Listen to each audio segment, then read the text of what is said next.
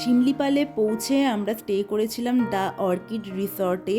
আর আমরা যে রুমটা নিয়েছিলাম সেটা হচ্ছে ব্যাম্বু কটেজ। এটা পুরোটাই ব্যাম্বুতে তৈরি, অসাধারণ ছিল, নিট অ্যান্ড ক্লিন। আর বলতে গেলে পুরো রিসর্টটাই ছিল খুবই সুন্দর। বিকেলের পর থেকে তো আমরা রুমের বাইরেই ছিলাম, রুমে আর ঢুকিনি সেভাবে। আর রুমটা দেখলে এবার চলো ওয়াশরুমে যাওয়া যাক। ওয়াশরুমটা ভালো ছিল, বাট আমার সব থেকে বেশি ভালো লেগেছে এই জানালাটা। এত বড় ছিল, খুব সুন্দর লাগছিল বাইরের জঙ্গলটা দেখতে, তো খুব সুন্দর লাগছিল। আমরা 12টা সাড়ে 12টা নাগাদ পৌঁছেছিলাম, তাই ওখানকার স্টাফরা লাঞ্চের জন্য অর্ডারটা নিতে এসেছিল। তো অতনু অর্ডারটা দিচ্ছিল। আর একটা জিনিস, এই যে দোলনাটা দেখছো, এই দোলনাটা আমি খুব ইউটিলাইজ করেছি। সারাক্ষণ আমি এই দোলনাটার মধ্যে বসে থাকতাম।